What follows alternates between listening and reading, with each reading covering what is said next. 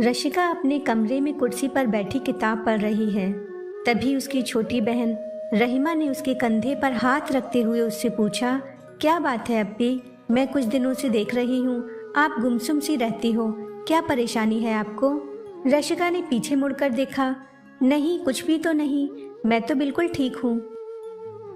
झूठ मत बोलिए, आप जरूर किसी बात को लेकर परेशान हैं, जबकि आपको तो खुश होना चाहिए। अब आपकी मंगनी हो गई है, लेकिन जब से मंगनी हुई है आप उदास रहती हो। क्या आप उनसे शादी नहीं करना चाहती? अगर ऐसा कुछ है तो मैं अम्मी से बात करूंगी। रशिका ने उसे रोकते हुए कहा, नहीं रहमा, अम्मी से कुछ मत कहना, मुझे इस शादी से कोई प्रॉब्लम नहीं। ये कहते हुए रशिका कुर्सी से उठती है।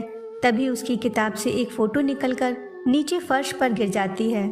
रहीमा वो फोटो उठाते हुए कहती है, अरे ये तो नवाज भाई की फोटो है, ये इस किताब में कैसे आई? रशिका ने अनजान बनते हुए कहा, मुझे क्या मालूम कैसे आई? अप्पी, आप ये क्या बोल रही हो? ये आपकी किताब है तो जाहिर सी बात है कि ये फोटो भी आप ही ने इसमें रखी होगी। नहीं, मैंने नहीं रखी। रशिका ने उसे अपने सामने से हटाते हुए कहा, अब हटो मेरे सामने से, मुझे और भी काम है। तुम्हारी तरह सारा दिन घर में फालतू नहीं घूमती फिरती रहती हूँ।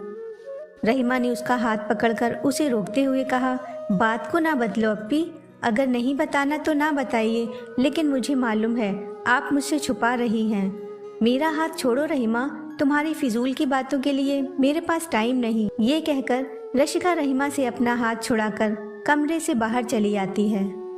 ड्राइंग हॉल में उसकी अम्मी उसे आवाज देते हुए कहती हैं, रशिका यहाँ आओ, देखो ये सूट तुम्हें पसंद है? मैं सोच रही हूँ शादी की कुछ शॉपिंग बाकी है, ये काम आज ही खत्म कर लेते हैं, शाम को मार्केट चलेंगे।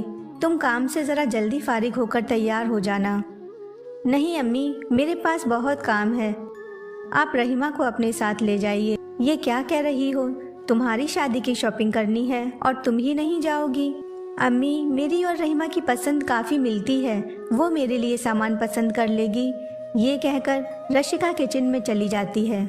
रशिका ने तो छुपाने की बहुत कोशिश की, लेकिन फिर भी ये बात रहीमा के जहन में घूम रही है। आखिर अप्पी नवाज भाई की फोटो अपनी किताब में क्यों रखती हैं? कहीं वो उनसे मोहब्बत तो नहीं करती? अगर ऐसा है तो फिर वो इस शादी के लिए राजी क्यों हो गई? सबको बता क्यों नहीं देती कि वो नवाज भाई से शादी करना चाहती हैं? ऐसा क्या है जो वो छुपा रही हैं? मुझे उनसे पूछना ही पड़ेगा। ये सोचकर वो रशिका के पास आई और बोली, अप्पी, मुझे मालूम है आप नवाज भाई से मोहब्बत करती हो, बस मैं जानना चाहती हूँ कि ये बात आप सबसे छुपा क्यों रही हो? इस सब का क्या मतलब है? रशिका ने उसकी तरफ देखकर कहा, एक तरफा मोहब्बत का कोई मतलब नहीं होता रहीमा, बस इसीलिए मैं खामोश हूँ।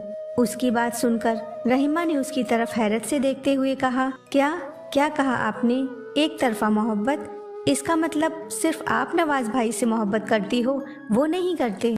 रशिका ने दबी आवाज में कहा, मुझे नहीं मालूम। आपको नहीं मालूम? तो क्या अभी तक आपकी इस बारे में उनसे कोई बात नहीं हुई? नहीं रहीमा, मुझे नहीं मालूम नवाज मुझसे मोहब्बत करते भी हैं या नहीं। मैं बस इतना जानती हूँ कि मैं उनसे बेइंतहा मोहब्बत करती हूँ। तो फिर आप ये शादी क्यों कर रही हैं अप्पी? मोहब्बत नवाज भाई से और शादी किसी और से? रशिका ने अपनी बेबसी जाहिर करते हुए कहा, तो मैं और क्या करूं रहीमा, तुम तो जानती ही हो हमारे घर के हालात कैसे हैं। पापा के जाने के बाद हम लोगों ने कितनी परेशानियों का सामना किया। जफर अंकल हमारे पापा के दोस्त थे, उन्होंने हमें बहुत सहारा दिया, हमें अपनी फैमिली का हिस्सा बनाया। अभी भी मेरी शादी में वो अम्मी की कितनी मदद कर रहे हैं। वो हम दोनों को अपनी बेटी की तरह मानते हैं। जब उन्हें ये मालूम होगा कि मैं उन्हीं के बेटे से मोहब्बत करती हूँ तो ये बात उन्हें कितनी नागवार गुजरेगी। और वैसे भी हम लोग उनकी बराबरी के नहीं।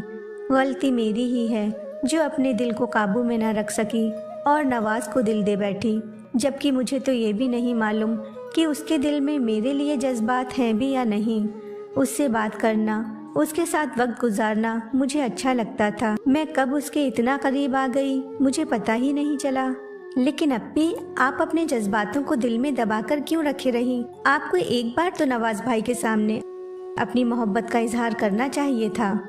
हाँ रहीमा, तुम ठीक कह रही हो, काश मैंने ऐसा किया होता, कम से कम अपने दिल पर ये बोझ लेकर तो यहाँ से ना जाती। लेकिन अब बहुत देर हो चुकी है, अगले हफ्ते मेरी शादी है। उन लोगों ने भी शादी की तारीख इतनी जल्दी रख दी, मुझे कुछ सोचने का मौका भी नहीं मिला। और फिर नवाज भी तो अपने बिजनेस के काम से मुल्क से बाहर गए हैं। ऐसे में मैं क्या कर सकती हूँ? फिलहाल इस शादी को आप रोक सकती हैं। जब तक नवाज भाई वापस नहीं आ जाते, मैं अम्मी से बात करूँगी। रशिका ने उसे रोकते हुए कहा, नहीं रहीमा, अम्मी से कुछ मत कहना, वो परेशान हो जाएंगी। अगर उन्हें ये सब पता चल गया तो मैं उनसे नजरें नहीं मिला पाऊंगी। ऐसा क्यों बोल रही हो अप्पी? आपने कोई गुनाह नहीं किया जो नजरें नहीं मिला पाओगी। और फिर हमारी अम्मी बहुत अच्छी हैं, वो अपने किसी फैसले को आप पर नहीं थोपेंगी। मुझे पूरी उम्मीद है वो आपका साथ जरूर देंगी। नहीं रहीमा, तुम्हें मेरी कसम, प्लीज अम्मी से कुछ मत कहना। अगर ये शादी टूटी तो हमारी खानदान में कितनी बेइज्जती होगी। मैं नहीं चाहती कि अम्मी को अपनी बेटियों की वजह से शर्मिंदा होना पड़े। इसलिए जो हो रहा है मैंने उसे तस्लीम कर लिया। शायद यही ऊपर वाले की मर्जी है। हर किसी को उसकी मोहब्बत मिल जाए, ये ज़रूरी तो नहीं। ये कहकर अपनी आंखों में आंसू लिए रशिका कमरे से बाहर चली गई। शादी की तैयारियां मुकम्मल हो गईं। शादी का दिन भी आ गया। मैरिज हॉल में सभी लोग बारात के आने का इंतजार कर रहे हैं। नवाज और उसके अम्मी अबू भी शादी में शरीक हुए। रशिका शादी के जोड़े में सजी संवरी कमरे में बैठी है। तभी रहीमा ने वहां आकर उसे खबर दी, अप्पी नवाज भाई आ गए हैं। रशिका ने कहा, क्या नवाज वापस आ गए? हाँ अप्पी, मैंने अभी उन्हें बाहर देखा। क्या आप उनसे मिलोगी? मैं उन्हें यहाँ लेकर आऊँ? रशिका ने उदासी भरे लहजे में कहा, नहीं रहीमा, रहने दो, अब मिलकर क्या करूँगी। तभी दरवाजे पर कुछ आहट हुई। रहीमा ने पीछे पलटकर देखा। अरे नवाज भाई, आप अंदर आइए ना, हम दोनों अभी आप ही के बारे में बात कर रहे थे।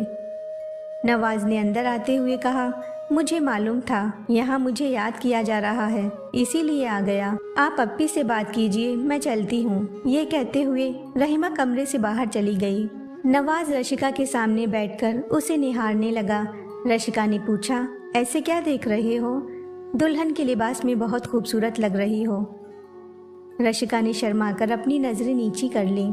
नवाज ने कहा, मैंने हमेशा तुम्हें इसी रूप में तस्वुर किया, तुम्हारे इश्क में अपने ख्वाबों का महल बनाया। तुम मेरे ख्वाबों की मलिका थीं। अफसोस तो इस बात का है, जिसे ख्वाबों में पा लिया उसे हकीकत में अपना ना बना सका। अब जाकर एहसास हुआ कि ख्वाब तो सिर्फ नींद में ही पूरे होते हैं। ये सुनकर रशिका ने नजरें उठाकर नवाज की तरफ देखा। रशिका, मैं अब जो तुमसे कहने वाला हूँ, मुझे मालूम है इसके लिए ये सही वक्त नहीं, लेकिन फिर भी मैं तुम्हें ये बताना चाहूँगा, क्योंकि अगर आज मैंने तुम्हें ये बात नहीं बताई तो हमेशा के लिए मेरे दिल में ही रह जाएगी। रशिका, मैं तुमसे बहुत मोहब्बत करता हूँ। मैंने सोचा था इस बार जब घर वापस आऊँगा तो अपने पेरेंट्स से हमारी शादी की बात करूँगा, लेकिन कल रात जब घर आया तो अम्मी ने बताया कि तुम्हारी शादी है। मैंने तुमसे शादी करने का जो ख्वाब सजाया था वो एक पल में ही टूट गया।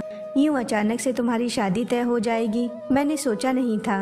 मैं तुम्हें भी इल्ज़ाम नहीं दे सकता, क्योंकि शायद मैंने ही बहुत देर कर दी। शायद तुम मेरी नहीं किसी और की किस्मत में थी। तुम सोच रही होगी मैं भी कितना बेवकूफ़ हूँ। आज तुम्हारी शादी के दिन तुम्हारे सामने अपनी मोहब्बत का इजहार कर रहा हूँ।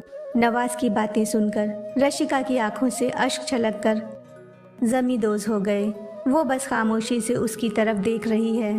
तभी रहीमा वहाँ आई और नवाज की तरफ एक फ़ोटो बढ़ाते हुए बोली, नवाज भाई, ये फ़ोटो अप्पी हमेशा अपनी किताब में रखती थी, अब इनको इसकी कोई ज़रूरत नहीं। रहीमा के हाथों में अपनी फ़ोटो देखकर नवाज दंग रह गया।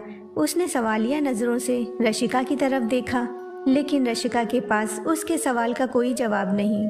उसकी आंखों से तो बस अश्क जारी हैं। नवाज कमरे से बाहर निकल आया।